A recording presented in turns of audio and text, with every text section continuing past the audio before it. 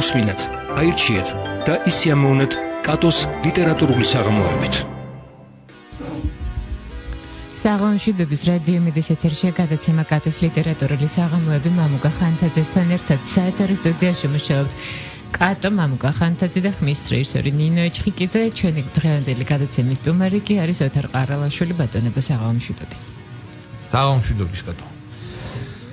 და ოთარ. საღამომშვიდობის. დღეს ყავს მე ვიტყოდი რომ ერთ-ერთი სერიოზული და ძალიან კარგი გამომცემელი, რაც თავი მახსოვს და რაც თავი მახსოვს საგამომცემლო საქმეში ოთარიც მახსოვს და დღეს სრულიად მე აქამდე თავი არ მიპატიებია ჩემი თავისთვის რომ ოთარი აქამდე არ მოვიწვიეთ ჩვენ სტუდიაში, იმიტომ რომ დარწმუნებული ვარ რომ დღეს გვექნება ძალიან საინტერესო საღამო, იმიტომ რომ შემოინახე შენეთყობა ეს განსაკუთრებით დესერტივით. იმიტომ რომ დარწმუნებული ვარ რომ მეტად საინტერესო საკითხებზე ვისაუბრებთ, იმ საკითხებზე მე რომელიც მიყვარს კატო ძალიან წიგნი, როგორ იქმნება წიგნი, როგორ იბადება წიგნი. აი ოთარიმაც ჩვენერ დღეს გადაწყვიტა რომ ის გამოცდილება და ის ცოდნა რაც მას ჰქონდა დაგროვებული ამ სფეროში სხვებისთვის გაეზიარებინა და შექმნა ძალიან კარგი ორგანიზაცია, რომლის შესახებაც ალბათ ეხლა თვითონ ყველაზე უკეთესად მოგვიყვება, მაგრამ ოთარ ძალიან მიხარია ეს შენი წამოწყება და ძალიან მომწონს რა ეს ნამდვილად ძალიან კარგი საქმისთვის ხელი მოკიდებული და მე რითაც შემეძლება აი მაქსიმალურად შეგვეძე მიგულე. ეხლა კი ისმენთ ოთარ. მადლობ მამუკა. რა ვიცი, მე მგონია რომ მართლაც კარგი და სახალისო და საინტერესო საქმე არის, რასაც ვაკეთებთ, რომელიც დავიწყეთ 4 წლის წინ დაახლოებით, როცა ცოტა უფრო ადრე მე დავანებე გამომცემლობას თავი. იმიტომ რომ სინამდვილეში ის გამომცემლობაც იმისთვის გავაკეთე, რასაც სინამდვილეში გული მიწევდა, ეს იყო პედაგოგიური საქმიანობა. და ავიყვანე სტუდენტების ჯგუფი, ვასწავლიდი და ეხლა ვასწავლი სამხატვრო აკადემიაში და ესენი იყვნენ ილუსტრატორები. და დავინახე რომ ილუსტრაციის სწავლება რაღაცნაირად ისე ხდებოდა რომ წარმოდგენა იმის შესახებ რომ შეიძლება რეალური კავშირი ქონდეს მართლა წიგნების, მართლა კეთებასთან, მართლა გამოცემასთან არ იყო მაინდა-მაინც. და ნიჭიერი სტუდენტების ჯგუფი მყავდა ძალიან და უთხარი რომ თუ გინდათ ერთად გავაკეთოთ წიგნები. და პირველ ანუ ერთხელ წავედით ხერთვისის ციხეში ვიცხოვრეთ ერთი კვირა. და იქ იდეები მოიტანეს სტუდენტებმა ამ წიგნების, რომ აი ამაზე მინდა წიგნის გაკეთება, თითოეულს თავისი იდეა ჰქონდა.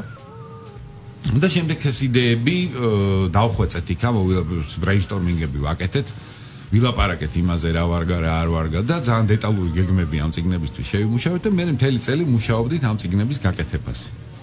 ერთი წლის თავზე პირველ წელს ჰქონდა 10 წიგნი უკვე გაკეთებული, გავიტანეთ წიგნის ფესტივალზე, პირველად იყო რომ სტენდი ჰქონდა საგამომცემლო ჯგუფს ფესტივალზე, საგანმანათლებლო ჯგუფს. და პირველივე წელს ეს წიგნები რაც გავაკეთეთ, სულ ყველა გავყიდეთ. საავტორო უფლებები ვაკურ სულაკაურმა იყიდა და ეს წიგნები ყველა გამოსცა.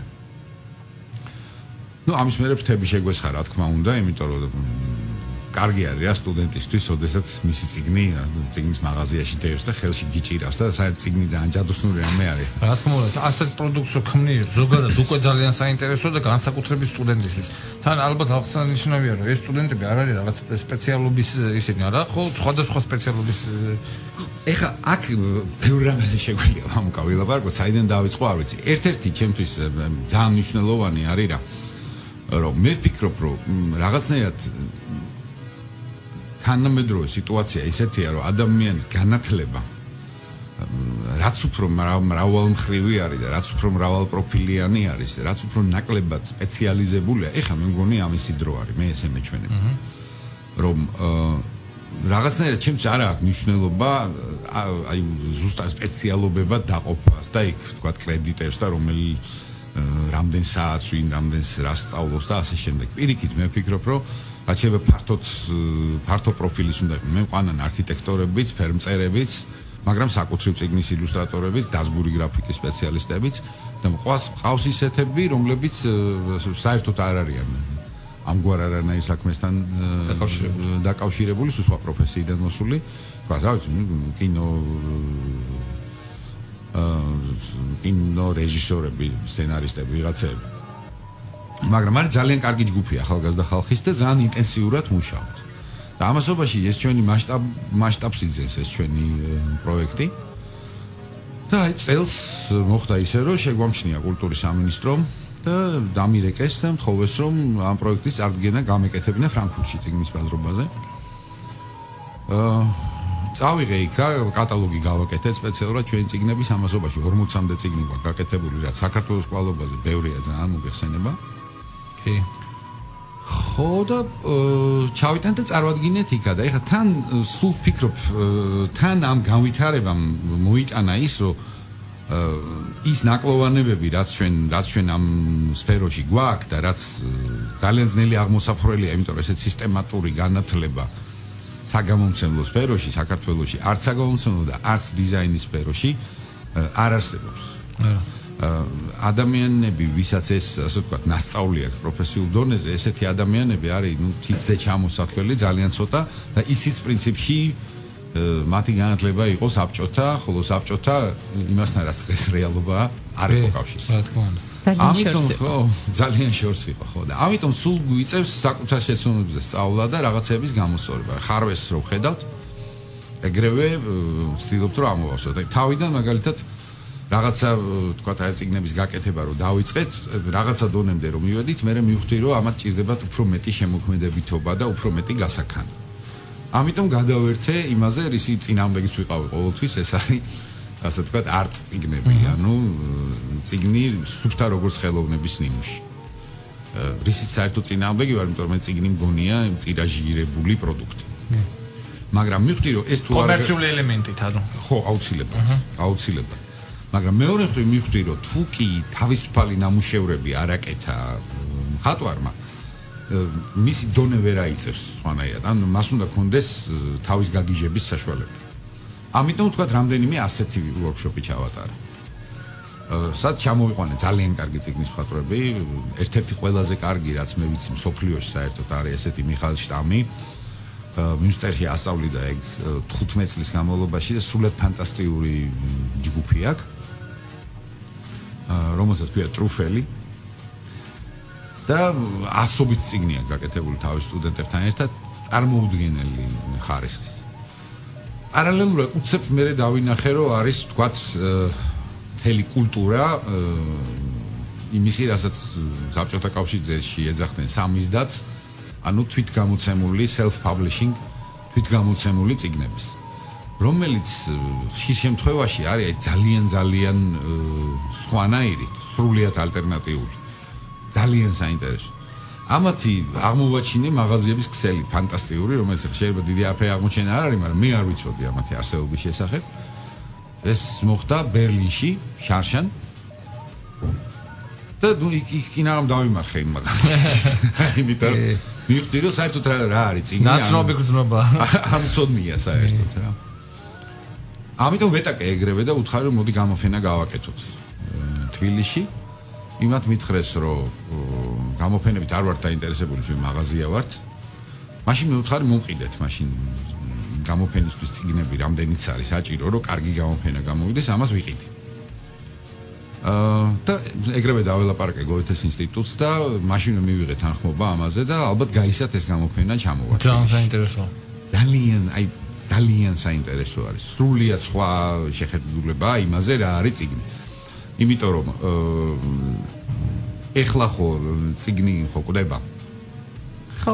ეგ ჩვენი მტრები გივრცელებენ ხო? ადიენებიან თორემ. ხო, აი რა ხდება რომ ის აი მასობრივი პროდუქტი რაც არის საბაზროდ ძლიერი, იმას ძალიან მაგრა აწვება ელექტრონული მედიები. მაგრამ სამაგიეროდ ძალიან უცნაურია ხდება აღორძინება პატარა ტირაჟიანი ხელნაკეთი ძალიან მაღალმხატვრული გამოცემების. ძვირფასი გამოცემების. კი, ესენი მიდის წინ. და ამიტომ ყვავის ეს კულტურა ძალიან აი ეხლა ყვავის მაგალითად ესეთი რაღაც პარალელურად როდესაც მე თქვა ჩავედი ფრანკფურტში უკვე წინასწარ რა თქმა უნდა მე მქონდა მოლაპარაკება გამომცემლობებთან იქა ვიღაცეებთან და მივხვდი რომ ის წიგნები ნაწარმი რასაც ჩვენ ვაკეთებთ სოფლიო ბაზარზე არ არის მზა ანუ ეს არ არის მზა პროდუქტი და იმისთვის რომ მზა პროდუქტი გააკეთო აი იმ მასალისგან რაც ჩვენ გვაქვს აუცილებელი არის ამისი პროფესიული მომზადება. აუცილებელი არის ბაზრის სეგმენტების განსაზღვრა ზუსტია. აუცილებელი არის ნუ ხა ჩვენ წიგნების საბავშვო უმეტესად ასაკობრივი ჯგუფის ზუსტი განსაზღვრა. აუცილებელი არის ცოდნა იმ სტანდარტული ფორმატების რაც არსებობს ჩამოყალიბდა. იმისთვის რომ მე ახალი ფორმატები მოიფიქრო, მაგრამ ეს უნდა იცოდე. რა თქმა უნდა. ანუ ეს არის ზუსტად ის აი რასაც ქვია, იქ ქვია ედიტორი, ან გერმანულად ქვია ლექტორი. ქართულად ითარგმნება როგორც რედაქტორი, მაგრამ ჩვენთან რედაქტორს ეძახიან იმას, რომელიც ტექსტის რედაქტირებას აკეთებს. ამასობაში იქ აი ამ ედიტორს აქვს ფუნქცია ზუსტად ისეთივე, როგორც აქვს ფილმის პროდიუსერს. ანუ ის ქმნის პროდუქტს. ის მონაწილეობს ყოველ შემთხვევაში ძალიან აქტიურად კონცეფციის, პროდუქტის კონცეფციის შექმნაში. ამიტომ ახლა გაისად მაგალითად დაგეგმილი მაქვს უკვე ორი ძალიან კარგი ვორქშოპი ზუსტად ამ სფეროში. ეს არის საბავშვო წიგნის პროდიუსინგი. ანუ პროდუქტის კონცეფციის შექმნა, როგორ აფასებ ამას, რა არის კარგი კონცეფცია, რა არის ცუდი კონცეფცია, იდეიდან როგორ მიდიხარ პროდუქტამდე, ვინ მონაწილეობს ამაში. ძალიან ბევრი ხალხი მონაწილეობს. მონაწილეობს მაგალითად ლიტერატურული აგენტი, რომელიც ასევე საქართველოში არ არსებობს. და მნიშვნელოვანი კაცია ძალიან. ძალიან მნიშვნელოვანი კაცია. თელ ბიზნესი მაგაზია გასკატო. აბარა. აგენტი არის ცენტრალური ფიგურა. ეხა აგენტებიც რამდენიმე ძალიან საინტერესო ადამიანი გავიცანი. ფრანკფურტი ძალიან ნაყოფიერი იყო ამ ხრივ რა. ხო და ნუ რახელ გრაცველი გეცოდინებათ, რომელმაც ეხლა ძალიან დიდი ბომბები ააფეთქა ფრანკფურტში, ხო? გათვლამ თამთამელაში უსმო მოიგო გერმანიის Jugendbuch პრაიზი, რომელიც არის ახალგაზრდული ლიტერატურის თავარი პრიზი არის გერმანიაში, ძალიან მნიშვნელოვანი. ეხლა გახსნილია, ხელი გახსნილია, რასაც უნდა იმას გააკეთებს. ხო და რა ვიცი, აი დაახლოებით ეგეთი ძალიან საინტერესო სანახავია. ხო იცი მე ასეთ სურათებზე და კადრებზე როგორც ვთქვი, როცა შევედი სამეცნიერო ბიბლიოთეკის შენობაში და ოთარი თავის სტუდენტებთან ერთად ქართული ჯერ ბიბლიოთეკაში, მერე ოთარი და მერე სტუდენტები. ეს ყველაფერი ერთად არის საოცარი სანახავი. რომელი უფრო კაი სანახავია? კეთილი, ჩვენ ამაზე ეთერს მიღმა გავარკვევთ, რომელი სანახაობა უკეთესია და მანამდე კი რადიო იმედის ეთერს საინფორმაციო გამოშვებას დავუთმობთ. უსმინეთ, აირჩიეთ და ისიამოვნეთ კატოს ლიტერატურული საღამოებით. გრძელდება ჩვენი გადაცემა კატოს ლიტერატურული საღამოები მამუკა ხანთაძესთან ერთად და გადაცემის სტუმარია გამომცემელი ოთარ ყარავაშვილი, თუმცა თქვენ როგორც აბრძანებდით ისეთი დრომებდა რომ მრავალმხრივი განათლება საჭირო და არა მხოლოდ გამომცემელი ხართ, ჩვენს სიმარტივისთვის უბრალოდ შემოვიფარგლეთ, ხო? რა შეიძლება აი ძალიან საინტერესოა თვითონ აგენტი წერალი რო საინტერესოა გასაგებია, მაგრამ ეს აგენტი ისეთია რაღაცა თითქოს ეს რო არის ხო ფერიები თავზე რო დაგადგებიან და რაღაცა რო უნდა გაკეთებინონ ზღაპრებს დაახლოებით ესეთ ასოციაციას იწვევს ჩვენთვის ეს ლიტერატურული აგენტი. ხო, ესე არის კიდევაც რა, ანუ ფაქტიურად როდესაც ავტორს აიყვანს აგენტი, ის ზრუნავს მის გარშემო ყველაფერს. ის ზრუნავს თვითონ ამ ავტორის განვითარებაზე, აღზრდაზე. ანუ არა მარტო იმ რაც ავტორს დაწერილი აქვს, ან რა ვიცი მე დახატული აქვს თუ რაც აქვს იმის გაყიდვაზე. არამედ არის ამავე დროს კონსულტანტიც. ანუ აგენტი ზრუნავს იმაზე, რომ იმ მასალისგან, რასაც ხედავს წერალში, გააკეთოს ისეთი რაღაცა, ისი შეთავაზებაც შეიძლება იმისთვის, ვინც მე ამისგან გააკეთებს პროდუქტს. აი ეგეთი როლი აქვს ახლა. ლიტერატურული აგენტები არიან ამ როგორც ინდუსტრიის, როგორც ბიზნესის მოტორები. მათ გარეშე ძალიან რთული, რა თქმა უნდა, არა ესეც დრო მოიტანა ლიტერატურული აგენტის პროფესია, ეს არ იყო ასე, ჩვეულებრივ გამომცემლები იყო, მაგრამ ეხა 21 საუკუნეში უზარმაზარ რამეს წყვეტენ ლიტერატურული აგენტები, კატო, იმიტომ რომ მათზე დგას თვითონ ავტორის შემოქმედებითო ბაც. ეს არის ერთ-ერთი ვეშაპი, რაზეც დგას გამომცემლობა. სტივენ კინგს მე თქვი ერთხელ გადაწყვიტა რომ რა თქმა ეს ლიტერატურული აგენტი და გამომცემლობა მე თვითონ და ჩაუვარდა ის პროექტი იმიტომ რომ აი წერა შეიძლება იცის მაგრამ მივიდნენ ან გაუწიეს რაც იცი და დანარჩენ ჩვენ მივხედავთ უთხრის და შესაბამისად გაგზავნა ოთარ მე აი შენ საუბრობდი გამახსენდა ორი ძალიან კაი მე ჩემ მასწავლებლებად ვთვლი ადამიანებს აი მინდა მომეყოლა ამასთან ერთად ჩემთან გამომცემლობაში აზრი იყო ეგეთი გამომცემლობა და მოდიოდნენ ჩოპჩიკა თენგიზ მირზაშვილი ერთ-ერთი კარგი სპეციალისტი წიგნის და ვახტანგ რურუა აი უნდა გეყურები ერთ რამე ღირდა მათი მოსმენა წიგნის ხელოვნებაზე და როგორ იქმნება წიგნი ამაზე და მე ვთვლი რომ ჩემზე პირადად ამ ორმა ადამიანმა უზარმაზარი გავლენა მოახდინა ჩემსაო და მე მათ აი ზუსტად მათგან მივხვდი რომ წიგნის კეთება ეს არის უზარმაზარი ხელოვნება და დიდი კულტურა. აი პირდაპირ ამ სიტყვებით შემიძლია თქვა ეს იყო საოცარი ის არ დამავიწყდება ეს მათთან ერთად გატარებული ეს წლები და ძალიან ხშირად ამას ვიხსენებ ხოლმე. მე მაგ შენთან ხო მე ოთარი პირველად როგორ იმას ხნა აი ოთარი როგორ დაბადა ჩემში ძალიან დიდი ისე პროფესიონალის და ასე ვთქვათ გამომცემლის ისა ვახსენე ეგეთი კაცი არსებობს იან ჩიხოვზე ერთხელ სადღაც და ერთადერთი კაცი იყო რომელმაც არათუ იცოდა ვინ იყო ძალიან მაგრად იცოდა და შესწავლილი ქონდა მის იან ჩიხოვდი როგორი ადამიანია იცი ამ წიგნის ხელოვნებაში აი პელე ფეგურჩი და ასე შემდეგ ხო ეს იყო დიდი რეფორმატორი ერთ-ერთი ყველაზე დიდი რეფორმატორი აი ვიტყოდი რომ ალდინების დონის რეფორმატორი წიგნის საქმეში და თანამედროვეობის ერთ-ერთი საუკუნე იცოდა არ ქვია მაგას ხო არა ხო და ეს იყო ძალიან ესეთ სხვადასხვა ოთარ ეს წიგნი თარგმნილი მაგა და ელოდება შეს რედაქტირებას აი არ წიგნის სახლი წიგნის სახე ეს თარგმნით ქართულად და მინდა რომ შენ გაუკეთო აი ხავე გთავაზობ რედაქცია და გამოვხსენე ეხლავე და გამოვხსენე სიამოვნებით კი რა თქმა უნდა და ეგრევე სტუდენტებს კბილებში და მიგითხონ აუცილებლად წერს ამოუწურავის კივრის წერს უამრავ ჯადოსნური რავი ოთარ მე ხა აი კონკრეტულ კითხვას ჩემ მოსაზრება იყო ასეთი როდესაც აი სულ რამდენიმე წელი ვასწავლე საგამომცემლო საქმე უნივერსიტეტში სამწუხაროდ მე დაიხურა ეს და იქ ვარწმუნებდი მე აი ადმინისტრაციას როდესაც გეგმავდნენ როგორ უნდა ესწავლათ აი მეუბნებოდი რომ საგამომცემლოს აი სარედაქციო მენეჯმენტი თქვა თუ ლექტორი არის ერთი მეუბნებოდი არ შეიძლება ამაში იყოს ერთი ლექტორი არ არსებობს ერთი ხედვა ჩვენ ხო პრინციპში ჩვენ გამომცემლები ვინც ვართ ჩვენი თაობის ვინც ხერხზეც გადაიარა საქართველოს დამოუკიდებელი საგამომცემლო საქმიანობა ჩვენ ვიყავით რედაქტორები ზუსტად ის რედაქტორები რასაც შენ იძახდი ანუ იმ პროექტის მენეჯერები ხო ამ ეხან დღევანდელი გადმოსახედით რომ უყურებ ძალიან ბევრი პროექტი გქონდა ესეთი რა თქმა უნდა ვისწავლეთ ჩვენივე საქმეზე ვისწავლეთ რა თქმა უნდა უბრალოდ მე მინდა თქვა აი ამ ბავშვებს ეს დაავადება შეყრილი აქვს აი რასაც ქვია წიგნის კეთების როგორ ახერხებ ამ იმას იმიტომ ეს არის საკმაოდ რთული საკმაოდ სპეციფიური შეიძლება გული აუცილდეს შეიძლება არ გამოუვიდეს არ მოეწონოს ხელი აიღოს რაღაცა მე ვფიქრობ ეს არის უმთავრესი რომ ადამიანმა საგამომცემლო საქმეში ზუსტად თვითონ შეიგრძნოს წიგნის კეთების პროცედურა თუ ერთხელ შეიგრძნო მე ვიძახი რომ ის დაავადებულია კი, ნამდვილად ეგრეა წიგნის გაკეთება არის. ძალიან კარგია, იცი.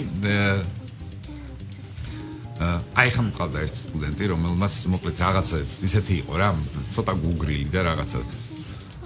მე ნელ-ნელა რომ დაინახა როგორ ეს არაფრიდან ნელ-ნელა გამოდის ეს ისა რა. რაღაც მომენტში მეუბნება, კაცო, რაღაცა ფეხმძიმნობასავით არისო ესაო რა და მართლა ესე არის, წიგნს როცა აკეთებ, მართლა აი წიგნის ის მომენტი, როდესაც ასე პირველად დაიჩხავლებს. სასიგნალო ეგზემპლარს რომ ხელში რო დაიჭერ ნამდვილად ეგეთი საბესტილება გაქვს რომ აი დაიბადა რაღაცა ახალი ძალიან ისეთია მართლა ჯადოსნური მომენტი არის იქს რო გააკეთებ ხა კი იცი შენც და მეც კი ვიცი წამეყვანეთ რამეც ერთხელ მომენტი ეგრე მაგრამ ეგრე მარტივად არ არის ოთარი როგორც ყველა არა რატო კი ბატონო მე წაგიყვან სიამოვნებით ნებისმიერი მსურველი სხვათაშორის მამუკა სანამ მახსოვს რომელი თემა იყო ძალიან საინტერესო რაც შენ წამოჭერი მაგრამ მანამდე უნდა ვისარგებლო შემთხვევით რომ ასე ვთქვათ გავაკეთო საკუთარი თავის რეკლამირება ესეთი სახელი არ მithქვამს რა ქვია ორგანიზაციას ამ ორგანიზაციას ქვია წიგნის ხელოვნების ცენტრი ეს არის NGO რომელიც ემსახურება წიგნის ხელოვნების და აქ არის ლაპარაკი მაინც ძირითადად ვიზუალურ მხარეზე განვითარებას საქართველოში და ამ წიგნის ხელოვნების ცენტრის პროექტი არის ვირტუალური გამომცემლობა ანუ ვირგამი რომელიც არის ღია სახელოსნო ნებისმიერ მსურველს ვისაც აქვს წიგნის გაკეთების სურვილი ეხლა მაგალითად ყავს ერთი არაჩვეულებრივი 13 წლის მონაწილე ამ პროექტის რომელიც სრულად ფანტასტიკურ წიგნს აკეთებს ეხლა ძალიან კარგს მაგრამ ასევე თუ ვიღაცამ 60 წლის ასაკშიც გადაწყვიტა რომ წიგნის გაკეთება უნდა თავისუფლად შეუძლია მოვიდეს და ჩვენ მას გავუწევთ ყველანაირ მეურვეობას ყველა ჩვენ რესურსს მივცემთ ანუ ეს არის ღია სახელოსნო იმისთვის რომ დაგვიკავშირდეთ ძალიან მარტივი არის ჩვენი ვებგვერდი არის რომელსაც ქვია bookart.g ანუ წიგნის ხელოვნება bookart.g და იქ კონტაქტში შემოდით და პირდაპირ დაგვიკავშირდებთ მაგრამ ეხლა მე მინდა დავუბრუნდე იმ ძალიან საინტერესო თემას რაც შენ წამოჭერი რა განათლების ისადმი მიდგომას რა რომ აი ზუსტად ის რომ აი მოდი ავიღოთ კურსი მენეჯმენტის დავსვათ ერთი ვიღაცა პროფესორი ვინც ამას ასწავლის კეთილი, ჩვენ სანამ ამზე გადავიდოდეთ, რადგან თქვენ დაასახელეთ თქვენი ცენტრის ვებგვერდის და საერთოდ გამოაცხადეთ თუ რამდენი საინტერესო შეიძლება იყოს თქვენთან ერთად მუშაობა, თუ კი ვინმე დაინტერესდება მაშინ ამ ყველაფრით, სანამ ვებგვერდს მოიძიებდეთ, შეგიძლიათ ბატონოთ არც პირდაპირ ეთერში დავუსვათ კითხვები და გამოაგზავნოთ მოკლე ტექსტური შეტყობინება ტელეფონის ნომერზე 917778. SMS გზავნილის ღირებულება შეადგენს თქვენი მობილური ოპერატორის სტანდარტულ ფასს და SMS სერვისით რადიო იმედს უზრუნველყოფს კომპანია SMS-კო, რომლის ვებგვერდის მისამართია SMS-კო.g, ხოლო ტელეფონის ნომერი 219 და დავუბრუნდეთ ჩვენს თემას. ხო და ამაზე ლაპარაკობდი, იცი, მამუკა, მეც სიმართლე გითხრა, ეხლა როდესაც ნელ-ნელა ვავითარებდი აი იმას როგორ უნდა ასწავლო ამ არ ვიტყვი სტუდენტებს, იმიტომ რომ ზოგი მათგანი აღარ არის სტუდენტი და ამას ჩემთვის მნიშვნელობა არ აქვს, ასაკს მნიშვნელობა არ აქვს. მივხვდი რომ აი ესეთი მიდგომით რომ აი რაღაცა ეს კურსები არ კონდეს შედეგი მიიღწევა ქვეყანაში სადაც ეს საქმე აწყობილია სადაც ეს სისტემა არსებობს სადაც ასეთი სკოლები ბევრია და ის სკოლა თუ არ მოგეწონა მეორე სკოლაში წახვალ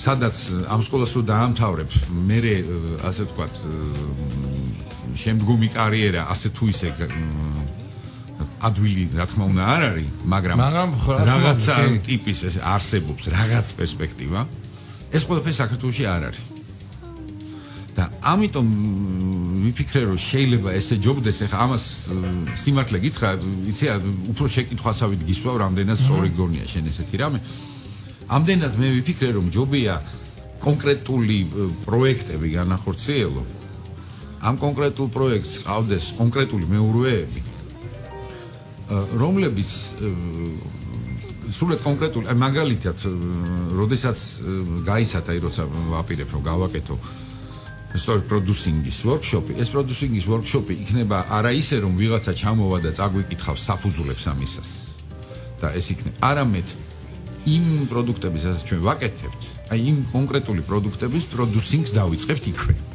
კი და კონკრეტულ მაგალითზე აი კეთების დროს რაღაცნაირად ვისწავლით და ვეცდები რომ რაც შეიძლება ბევრი და სხვადასხვა ნაირი ხალხი მოვიზიდო ამისთვის აი არ ვიცი რაღაც ესე აი მაგ მიდგომაზე ვიძახდი ოთარ რომ მრავალფეროვნება ეს ჩვენი დარგის თავარი და აი ფანტაზიის უზარმაზარი გაქანება ჩვენი პროფესიის თავარი შემადგენელი კომპონენტია და რატომ აი სამსახიობო იმაში არის ხოლმე ხო იცი აი იმის კლასი დაამთავრა აი ამის კლასში იყო, აი რეჟისორების მიხედვით. მე ზუსტად ვფიქრობ, რომ ჩვენ საქმეში ზუსტად ასეთი ის იქნება, იმიტომ ჩვენ თათითაოდ ჩვენი როგორც გამომცემლების, როგორც რედაქტორების ხედვა კონკრეტული ლიტერატურული ტექსტის წიგნად რეალიზაციის საქმეში აბსოლუტურად განსხვავებული იქნება. რამდენადაც მრავალმხრივი და უზარმაზარი ფანტაზიის სფეროა თვითონ ლიტერატურა, ისევე მის რეალიზაცია წიგნად ასევე უზარმაზარი ფანტაზიის და გაქანების და შეძლების საქმეა ზუსტად. მეც ამიტომ ვიძახი, რომ მიდგომა აბსოლუტურად მართალია ოთარ შერასაც ვიძახი, მიდგომა ასეთია, ანუ იქვე პრაქტიკულად აგერ აი ეს აქვეა, აი ესა და მოდი ეს გავაკეთოთ. აბსოლუტურად სხვადასხვა ვიხსენებ, ხა ლონდონში არის ესეთი ბუქჰაუზი, რომელიც არის კვალიფიკაციის სასამართლებელი კურსები. და ფასი რო ვიკითხეთ რა ჯდებათ, ხო ძალიან ძვირი ჯდება ერთი დღის მომზადებაც რა ამ კურსებზე, კატასტროფულად ძვირი 4 ნიშნა ციფრი. სულ 3 დღიანი კურსებია, რატო? ხა რო ვიცი რომ სხვა უნივერსიტეტებში მეებში არის ამ ტიპის კურსები და იქ არ არის ძვირი 3 და 4 დღიანი კურსები და 200 ფუნტი 300. ეს 3-4000 ფუნტი. აქ განსხვავება ისე რომ ბუქჰაუზის დირექტორმა გითხრა რომ ჩვენთან ასწავლიან პრაქტიკოსი გამომცემლებიო. ანუ ისინი მოდიან და პრაქტიკული მეცადინეობებით სწევენ კვალიფიკაციას. შესაბამისად ეს ძალიან ძვირია. უი დედა, ხო არ დავადო 3-4 ნიშნავს. ხო, ეს არის ძალიან დიდიო.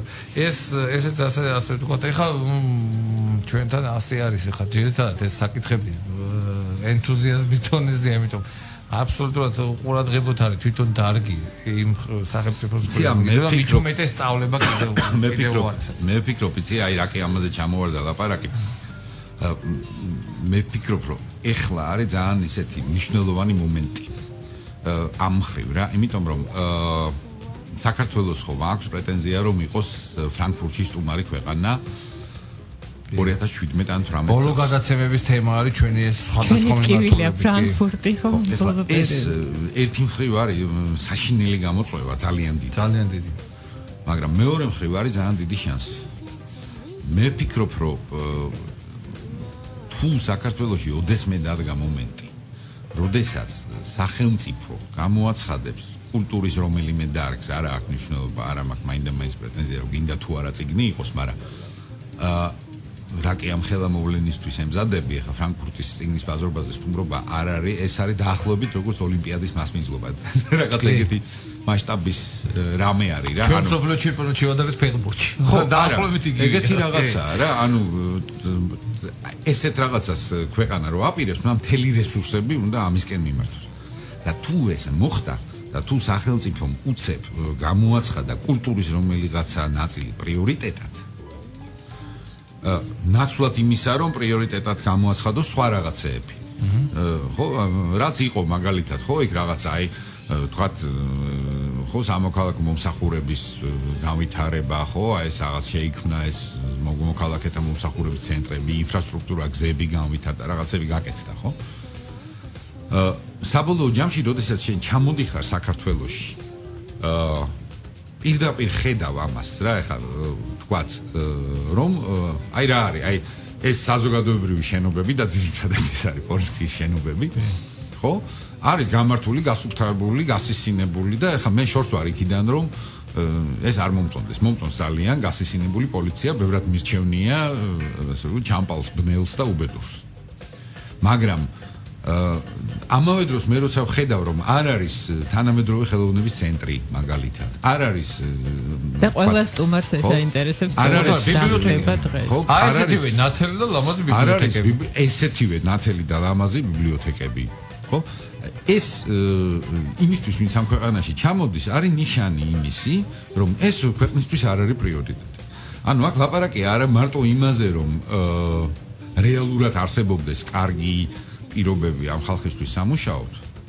არამედ იმაზეც რომ ეს რეალურად არსებული კარგი პირობები რომელიც ჯერჯერობით არსებობს მაგრამ იმედია იქნება ასევე იყოს გამოსაჩენი და დემონსტრატიულად უნდა გაკეთდეს ეს რა მე ვფიქრობ ძალიან დიდი მნიშვნელობაა რომ ეს სახელმწიფო ამას აი დემონსტრატიულად ყურადღება მიაქციოს ეს ნიშნავს მაგალითად რაც აი მამუკა წინა წიგნის ფესტივალზე ხო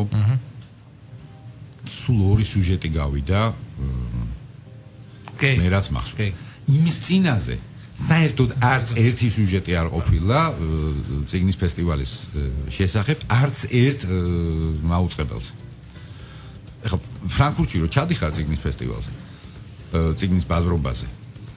უბრალოდ ყველა არხზე, ყველა ახალი ამბების გამოშვება, ახალი ამბების იწყება ამითი და ნახევრამდე მიდის ამითი, მერე 1-2 რაღაცა იქ გლობალურ პოლიტიკური საკითხია და იქ რაღაცეები, ფინანსური კრიზისები და ეგეთი რაღაცები და თავდება ისევ ამითი. ანუ იმ ერთი კვირის მანძილზე, როცა ეს მიმდინარეობს, სხვა არაფერზე ქვეყანაში ლაპარაკი არ არის. და ეს იმას ნიშნავს, რომ მოსახლეობა ხვდება იმას, რომ ეს მნიშვნელოვანი საკითხია და ამის სიგნალს იძლევა ხელისუფლება. მე ვფიქრობ, რომ აი ეს არის ძალიან მნიშვნელოვანი რა, რომ გარდა იმისა, რომ ასე ვთქვათ, პირობები შეიქმნას ამისი, აუცილებელი არის დემონსტრირება ხელისუფლების მხრიდან იმისი, რომ ზადარი რომ ამ საქმეს ხო, რომ მას მერე რაც ასე ვთქვათ, პოლიცია გაუმართეთ, გზები გაუმართეთ და ხო? ეხლა როგორც თქვენ კეთილდა პატიოსანი, მაგრამ დროაც რაღაცა სიმბოლოებიც ნელ-ნელა უნდა გაჩნდეს. რა, ანუ გარდა ვთქვათ, იქ რაღაც საფუძვლიანი ეჭვი მაქვს, თუ როგორ იძახიან ხოლმე ამენაზე დავიწყებთ ლაპარაკი, რომ წიგნი მაგ საქმეში ბოლო რიგში დგას. წიგნი ამ საქმეში ბოლოზე დგას. იცი რა, მამუკა, წიგნს ამ საქმეში რეალური პერსპექტივა აქვს. სწორედ ფრანკფურტის გამო, რომ დადგეს პირველ ადგილზე. რეალური. ჩვენ არ ვიცი, წინა იმაში გაჟღერდა პირველად, წინა კვირას ყავდა ზაზა შენგელია, სტუმრად გამომცემლობა დიოგენეს წარმომადგენელი და პირველად გაჟღერდა ინიციატივა, რომ ვიწყებთ ლობირებას, რომ შემდეგი წელი გამოცხადდეს წიგნერების წლად. ამ ლობირებას ვიწყებ და ვფიქრობთ, რომ თუ ეს მოახერხეთ, ოთარ, ეს იქნება სიგნალი, რომ დავიწყოთ აი მაგ მიმართულებით 2017-18 წლებისკენ მზაობა და ისა რომელიც აი მე ვიძახი რომ იქნება გარდამტეხი მართლა საქართველოს ცხოვრებაში, კულტურულ ცხოვრებაში და შეიძლება სხვა რაღაცებშიც. მე ვიტყოდი რომ პოლიტიკურში. ახლა გარდამტეხი მომენტი დგება ჩვენს გადაცემაში, მუსიკას უნდა დავუთმოთ რადიო იმედის ეთერის, შემდგომ საინფორმაციო გამოშვება და ამინდის პროგნოზი გელით და მერე გავაგზავნებთ გადაცემას. უსმინეთ, აირჩიეთ და ისიამოვნეთ კატოს ლიტერატურული საღამოებით. გრძელდება ჩვენი გადაცემა კატოს ლიტერატურული საღამოები მამუკა ხანთაძესთან ერთად. გადაცემის სტუმარია გამომცემელი ოთარ ყარალაშვილი. თქვენ შეგიძლიათ გამოგზავნოთ თქვენი შეკითხვები და ბატონ ოთარს პირადად დაუსვათ კითხვა მოკლე ტექსტური შეტყობინებით, რომელსაც გამოგზავნის ნომერზე 917778. SMS გზავნილის ღირებულება შეადგენს თქვენი მობილური ოპერატორის სტანდარტულ ფასს და SMS სერვისით რადიო იმედს უზრუნველყოფს კომპანია SMS-კო, რომლის ვებგვერდის მისამართია SMS-კო ტელეფონი კი 219 თუ რატომ უნდა დავუსვათ კითხვები და რატომ უნდა დაინტერესდეთ არის ის, რომ საგამომცემლო საქმიანობა ეს არის ერთ-ერთი ისეთი მეშინეცი ამ სიტყვის გამოყენების უკვე არისტოკრატული სფერო. ეხა მოდაში არისტოკრატული სერიოზული ძვრები ხდება მაგ ადრე თავისუფლად ვამბობდი ამ სიტყვას და ამ ბოლო დროს რაღაცა მგონია რომ ჩემთვის ცოტა ესეთი თემაა, მე მონარქისტი ხო მე ამბობს არა მე ისა ვარ ძალიან მემარცხენე ვარ უნდა ვთქვა პროლეტარი მე მემარცხენებს ხო როგორ ლევაკი აი ეს მე რაღაცა ატავისტური გადმონაშთი მგონი არისტოკრატია ლევაკი ხარ თუ არა ვიტყვები არ ხარ ლევაკი არა ოთარ მონარქისტი ხარ თუ ლევაკი ხარ წიგნი ყველას სჭირდება დამეთანხმები ალბათ და მოდი გავაგზავნოთ ამ მიმართულებით ჩვენი საუბარი რა არის წიგნი? წიგნის დანიშნულება რა როლი აქვს მას ადამიანების ცხოვრებაში, თუნდაც ქვეყნის ცხოვრებაში? მე ზოგიერთი მეუბნება რომ ძალიან ვამეტებ და ძალიან დიდ მნიშვნელობას ვანიჭებ, მაგრამ მე მგონი არ არის ასე, იცი? მე ვფიქრობ რომ არის ყველაზე მნიშვნელოვანი რამ. იცი მამუკა, ეხა ეს ცოტა ჩემთვის მე ვერ ვგზნობ თავს თლად კომპეტენტურად ამ სფეროში. იმიტომ რომ იმისი არ იყოს ჩუქჩასი არ იყოს ჩუქჩა ნიჩიტაძელი ჩუქჩა ისდაცელი. ამდენად იცი რა, აი ესე რო ვილაპარაკო, პრინციპში მე მაინც მეჩვენება რომ ის კულტურა რაშიც ჩვენ ცხოვრობთ და რაც განსაზღვრავს ჩვენ ცნობიერებას ძალიან ძლიერად განისაზღვრება ტექსტებით, რა თქმა უნდა.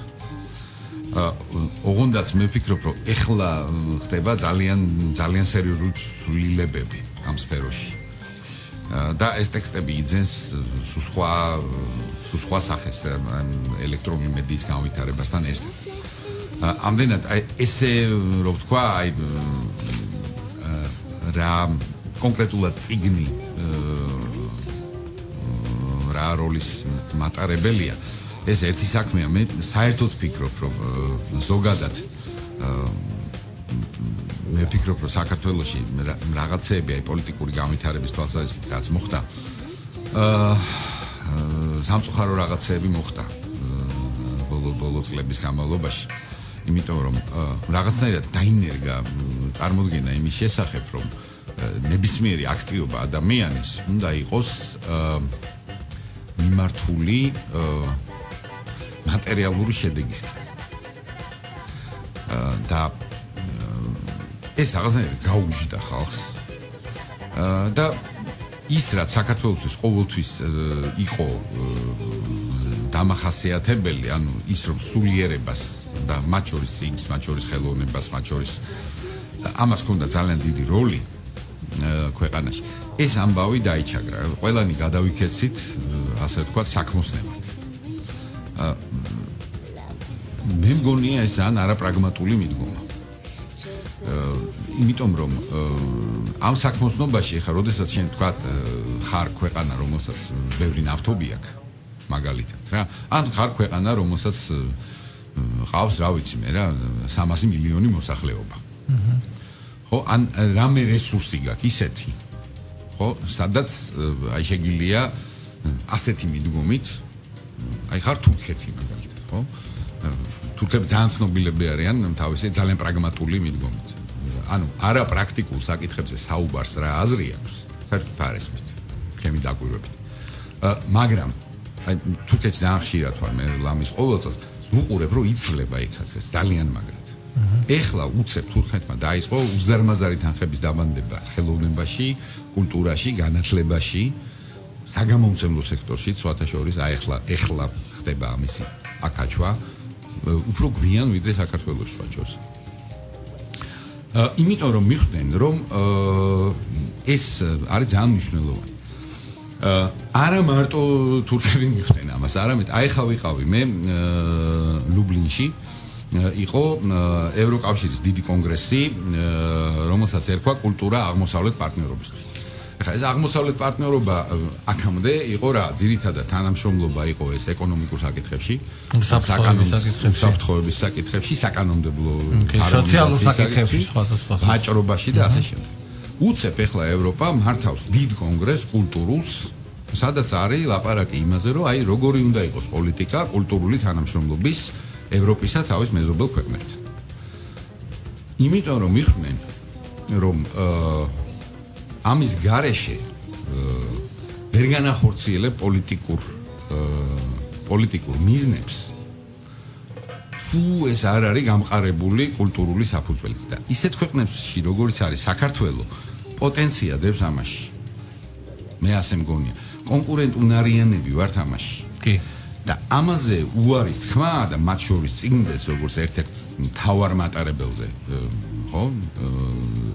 ყველანაირი კულტურული ფასეულობების სიბეცეა უბრალოდ. სიბეცე არის პოლიტიკური სიბეცე. აქ ლაპარაკი არ არის იმაზე, რომ აი რაღაცნაირად აი და რა ცოდვა არის, რომ ჩვენ ბავშვებს ისე არ უყვართ იქ რაღაც დიკენსი. ხო? ხო, თუმცა ვინც დიკენსი წაიკითხა, მას გავიჭირდება სხვა ადამიანს ესროლოს უფრო ვიდრე იმან ვისაც არ დავკითხავს. მაგრამ უბრალოდ საქმე ის არის, რომ თუ ჩვენ ეს არ განვავითარეთ, მაშინ არანაირი პერსპექტივა ამ ქვეყანას არ აქვს. მე ქვეყნის პერსპექტივას ვხედავ ამაში. ამიტომ ვაკეთებ ამ საქმეს, რა ვიცი. ხო, ანალოგიურად, ზუსტად ასე ვიძახი, მეც სხვადასხვა მე წიგნებს რო ვამბობ ოთარაი დასაწყისით მინდა მიუბრუნდე, წიგნს გულისხმობ არა მარტო ფურცლოვანს, რა თქმა უნდა, მე წიგნს გულისხმობ ტექსტ, რომელიც გარდაქმნილია იმ ფორმატში, რომლითაც შეიძლება ადამიანი ამ ტექსტს გაეცნოს. წიგნი, ანუ ეს იქნება ნებისმიერი ვარიანტი, ხო? წიგნისაც შესაბამისად მე აბსოლუტურად მართალიც იძახი და ის მოსაზრებაც კი მქონდა მე ერთი პერიოდი რომ გლობალიზაციის პროცესთან უნდა ახლდეს იმ კულტურების დაფინანსებაც, სადაც ეს გლობალიზაცია შედის. ანუ გლობალისტებს მოუწოდებდი მამებს გლობალიზაციისას, რომ იქ სადაც თქვენ ფიქრობთ, რომ ეს ეკონომიკურ პოლიტიკური სისტემა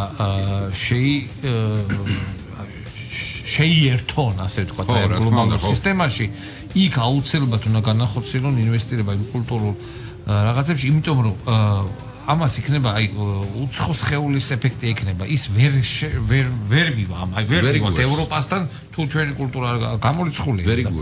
გამორიცხულია ეს. შესაბამისად, ალბათ ეს იმის ნიშანია ზუსტად ეს დუბლინის ისიც რომ მართლა ისეთი ინფორმაცია რომ აღმოსავლეთის კულტურის სფეროში. კი. ძალიან კაი რამეა და რა თქმა უნდა ჩვენთვის გამომცემლებისთვის ეს პირველ რიგში ინტერესი ის არის რომ ჩვენ დარგს რაღაცნაირად ეს შეეხოს. და რა პერსპექტივები აქვს თქვენს დარგს? ჩვენ დარგს ეს ჩვენი დარგი არ არის, დარგი ძალიან მაგარია. პერსპექტივები ის უსაზღვროა. ანუ ეს არ არის როგორც კულტურის სფერო და ხელოვნების სფერო, ისევე როგორც ბიზნესის სფერო, საგამომცემლო ინდუსტრია. საზღვრებს არ მოიცავს. ანუ ეს არის ადამიანების ფანტაზიაზე დამოკიდებული. უსაზღვროდ შეიძლება აქ. თუმცა ფანტაზია რო კონდეს მანამდე უნდა იკითხო, ხო? როგორც მელოდია არ არის ამოწურვადი საკითხი, ანუ მელოდიები სულ იქნება, ხო? ვერ ამოიწურება მელოდიების რაოდენობები. ისე ვერ ამოიწურება ხა რამდენი ადამიანი რაღაც წიგნების რაოდენობა ყველა ადამიანს პლანეტაზე შეუძლია დაწეროს წიგნი იდეაში, ხო? არ გინდა გრაფომანია მაიტორა. ხო, იდეაში შეუძლია სულ ყველას. შეიძლება იქ წინა დღეს ისტორია მოგიყვეს, ეხლა ერთი დღის ისტორია აულიცეთ, ხო? გინდა. უბრალოდ კარგად მოყვა ის კაცი. შეიძლება ძალიან გიყვარს. ხო. იცი და მე რას ფიქრობ ამაზე, რომ განსხვავება რა არის, მე ფიქრობ კატო, რომ ლაპარაკი არის რაზე, მაგალითად, ხო, ვთქვათ პოლიტიკურ ურთიერთობებში, ხო? საქართველოს ყოველთვის იქნება მეორეხარისხოვანი ქვეყანა.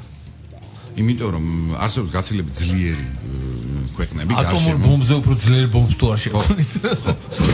რომელსაც უფრო ხო, უკეთესი საკუთარი რესურსი აქვს, უკეთესი განვითარებული კავშირები აქვს, უკეთ დაგეგმილი ეს ყველაფერი, ხო? უფრო მეტი ძალა აქვს, ხო? ეხლა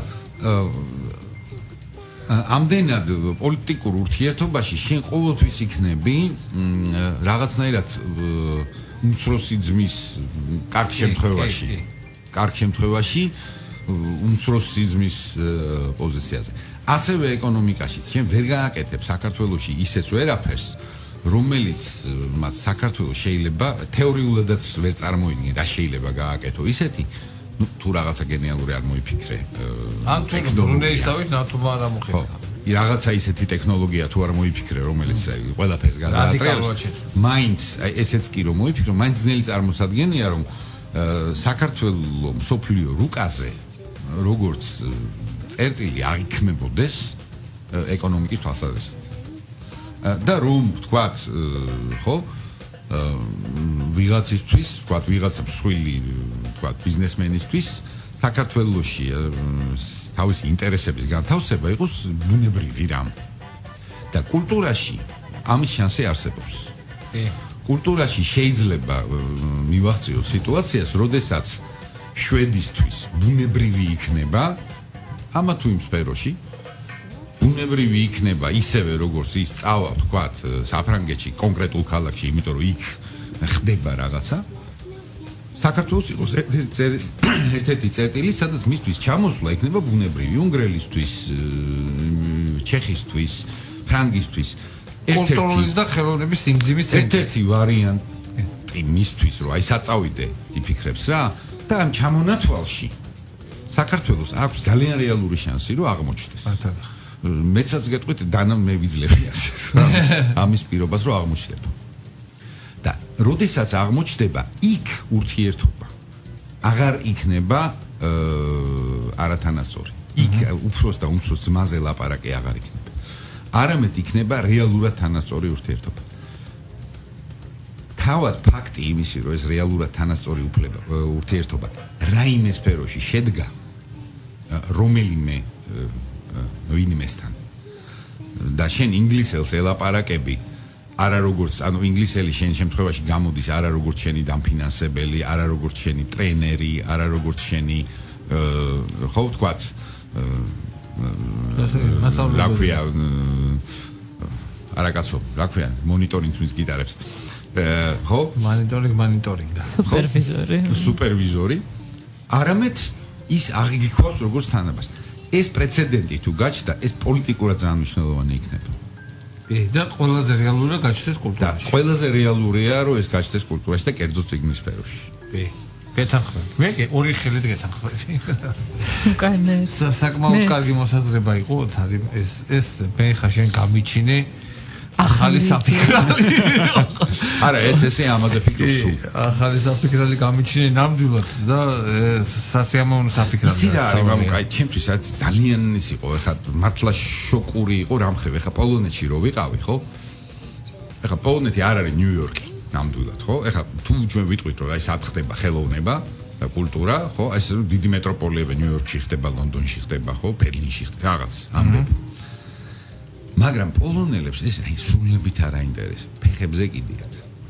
რა არც ერთი წამით მათ არ აქვს ორიენტაცია იმაზე რომ აი დაეწიონ რამენაირად ნიუ-იორკს და ისე აი ვითომ აი როგორც იქ არის ის გააკეთონ რაც აკეთებენ თავისას ისინი თავისას აკეთებენ და ეს თავისად ძალიან წინ არის აი ძალიან წინა ფრონტზე არიან ესმის აი სულიად ამაზე არც ფიქრობენ ეს მათთვის არ არის თემა ისინი არიან ამ სივრცის ნაწილი რა მართალია კი ნიუ-იორკიც არის მაგრამ აგერ ლუბლინიც არის ლუბლინი არის პოლონეთში როგორც ზესტაფონი თბილისში რა მეორე ხარისხოვანი ქალაქია რა კი დიდი ქალაქია რა თქმა უნდა და ეხლა პოლონეთი დიდი ქვეყანაა და შესაბამისად ის პოლონეთის მეორე ხარისხოვანი ქალაქი დიდი ქალაქია მაგრამ საბოლოო ჯამში ეს არ არის ვარშავა ხო? იქ ვიღაცა ვინც ცხოვრობს სრულიად ადგილობრივი. ის აკეთებს ისეთ პროექტებს, რომლებიც სოფლიოში უნიკალურია. იმიტომ რომ მოვიდა თავში და რატომაც არ ქნას, ახალზე ფიქრობს, წინ მიდის. არ ცდილობს ვინმეს დაეწიოს. და ეს მისთვის არა მარტო არ ცდილობს, კი არა, თავში არ მოსდის. ეს აი ეს რაღაცა პროვინციალიზმის მუხტი აღარ უდევს მას რა. ეს არის ძალიან მნიშვნელოვანი, რომ რაღაცნაირად რაღაცა სფეროებში ნელ-ნელა საქართველოში გაკეთდეს ისე, რომ ჩვენ აღმოჩნდეთ წინა ხაზზე კაცო. ერთ-ერთი სფერო წიგნი, რომელზეც დღეს ჩვენ საუბრობდით გამუდმებით და რომელშიც თქვენ ახალ საინტერესო საქმეს აკეთებთ და შეუძლია ნებისმიერ მსურველს შემოგიერთდეთ, თუ კი ამის საშუალებას ნიჭი მისცემს და სურვილი და ჩვენ შეგვიძლია მათ შევახსენოთ კიდე ერთხელ, როგორ დაგიკავშირდნენ თქვენ. ნებისმიერ მსურველს, ვისაც უნდა რომ გააკეთოს თავისი, ოღონდ ლაპარაკი არის ილუსტრირებულ წიგნზე, ჩვენ ასე ვთქვათ, მხატვრულ ლიტერატურაზე, ან თუნდაც სამეცნიერო ლიტერატურაზე, ან ეგრეთ წოდებულ non-fiction, ან პოპულარულ ლიტერატურაზე არ მუშაობთ, ჩვენ მუშაობთ ძირითადად ვიზუალურ მხარეს. ის, ვისაც აინტერესებს გააკეთოს წიგნი, შეუძლია მოგმართოს, ჩვენი სახელოსნო არის ღია, ნებისმიერი ადამიანისთვის. ნებისმიერი ასაკის, ნებისმიერი წინასწარი მონაცემების არ არის არანაირი წინასწარი გამოცდა, ასე ვთქვათ, ამისი არ არსებობს, ვაშინ ვარგი ხარ, არ ვარგი ხარ. იმიტომ რომ აი მამუკამრას თქვა იმას მე სრულიად ვეთანხმები, ოღონდ დაწერაზე არ ვიცი, მაგრამ დიზაინზე ნამდვილად ნებისმიერ ადამიანს შეუძლია გააკეთოს წიგნი. თავარი არის мотиваცია. თუ გააქვთ ამისი ინტერესი, უბრალოდ შედით საიტზე bookart.g და იქ არის კონტაქტი და პირდაპირ ამ კონტაქტით შეგიძლიათ დაგვიკავშირდეთ ან Facebook-ზე მოგძებნოთ. Facebook-ზე ჩვენ ქვია ვირგამი, ცოტა ისეთი უცნაური სახელია, მაგრამ ეს სახელგამის ის არის ქვია. ვირგამი. სახელგამის გადამღერება, ვირტუალური გამომცემლობა.